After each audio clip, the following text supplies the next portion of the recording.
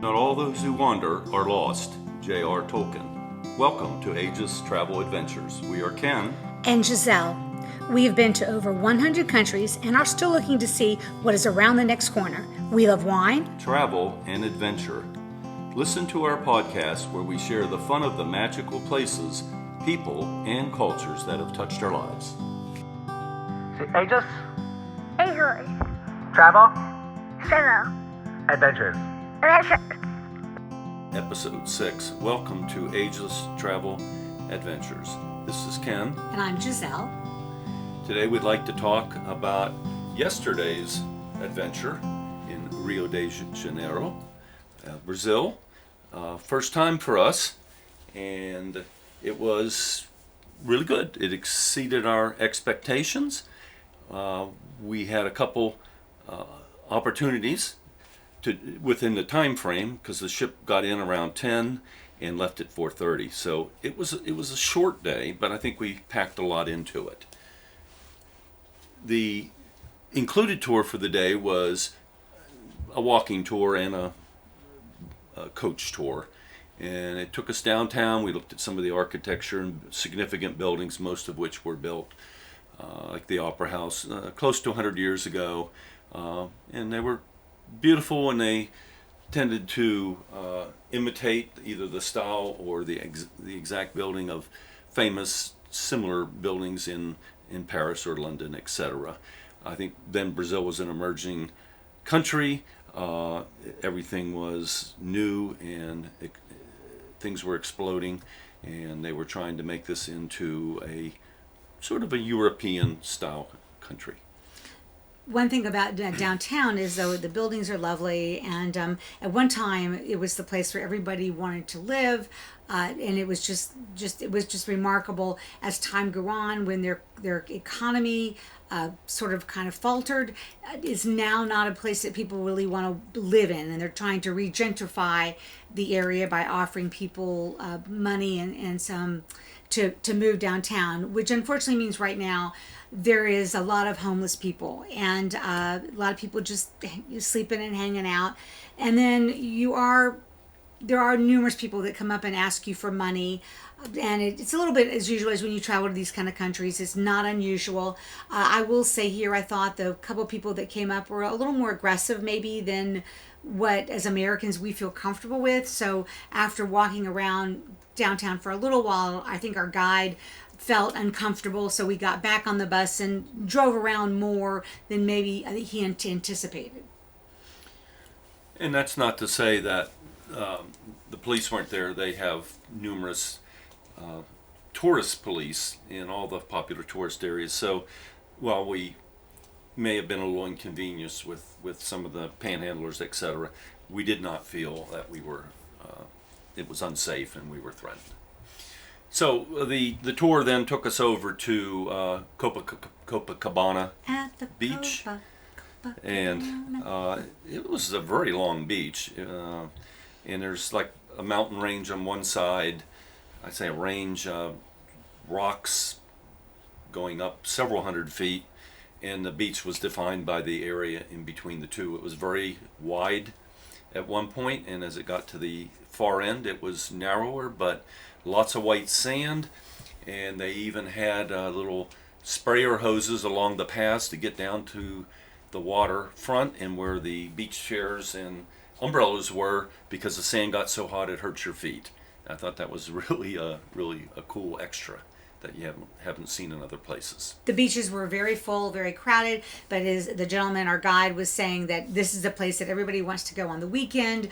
It's a great place for children, for family. They even had some families brought wading pools for the kids to splash around with, which I thought was kind of funny. You're at the beach and you have the family with their wading pool. But it was it seemed to be a great place to go. Ken and I have talked about, we think we'd like to come back. There's a Hilton right on the corner, so we were looking forward to trying to explore that a bit, because we really enjoyed the drive. It looked like a place you would want to go and hang out. Supposedly some amazing restaurants, so it's something that Ken and I are going to put on our to-do list. And so we finished the walking tour, and we asked our guide. We were wanting to go to Sugarloaf, which Sugarloaf is this amazing rocks, I guess. Vertical rock formation. And so we were wanting to do that, and we made some planning. So our guide showed us how to get off. We got a cab there, and this is where the story gets a little bit interesting. So, we try to give you tips on how to do things, and save money, to make them easier, etc. And here's a big tip. There were 4 ships in the cruise port yesterday. I don't think anybody realized how busy it was going to be,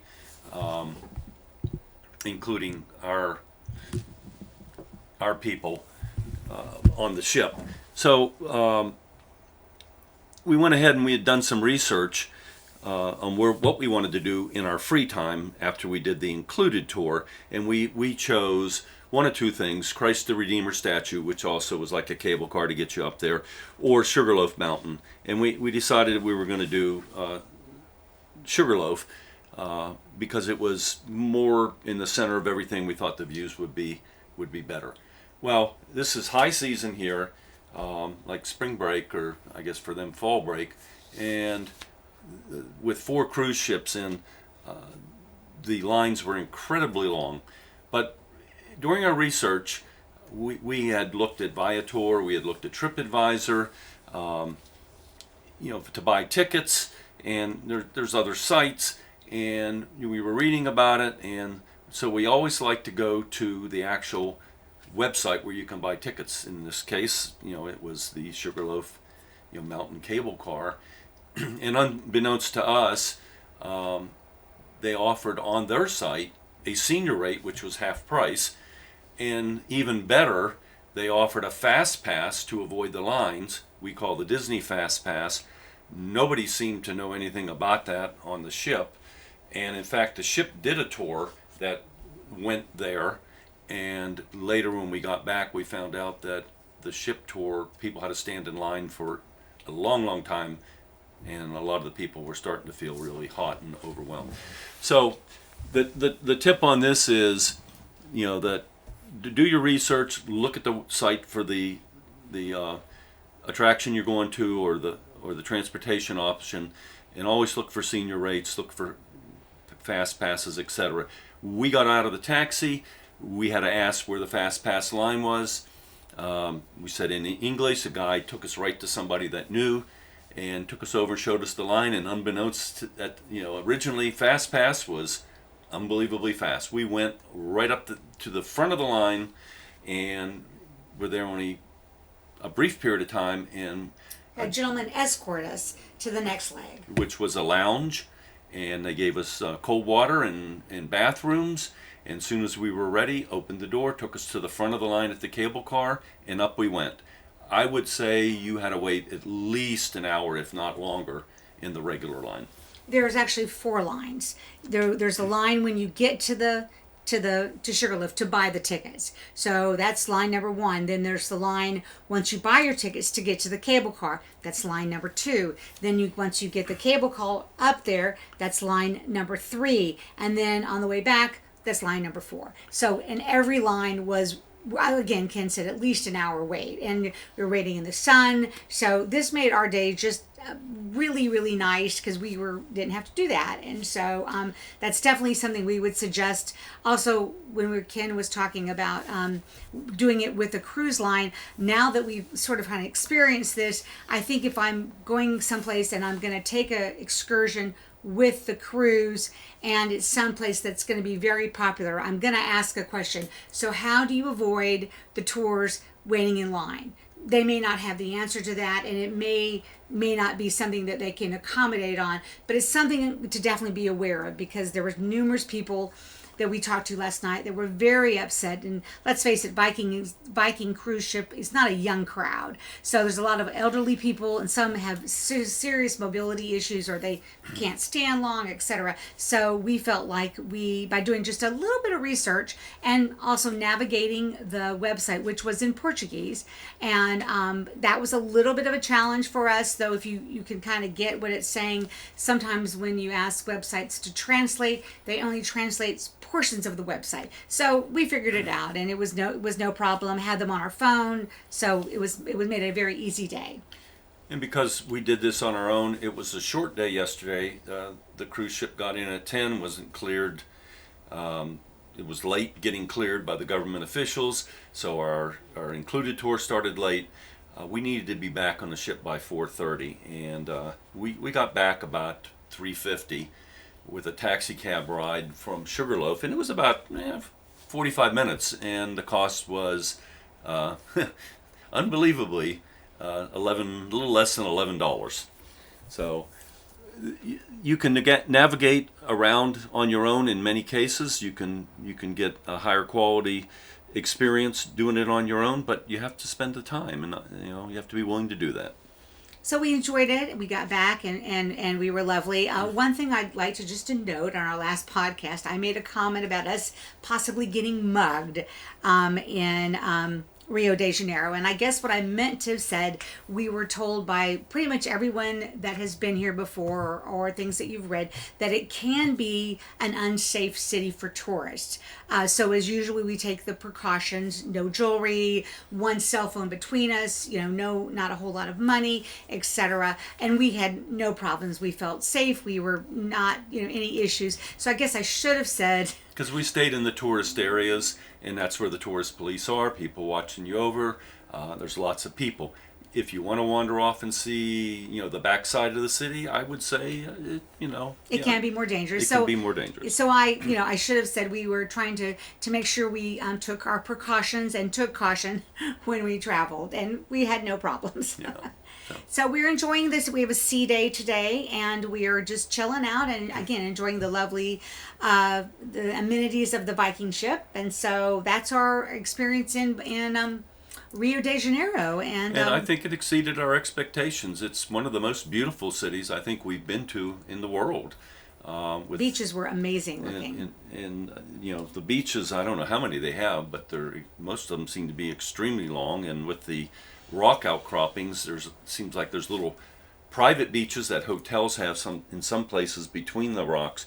But Ipanema was right after Copacabana, but Naturalist Beach was a couple miles from there. The nude beach. And for some reason the guy did not want to take us there. We figured a lot of people might have heart attacks.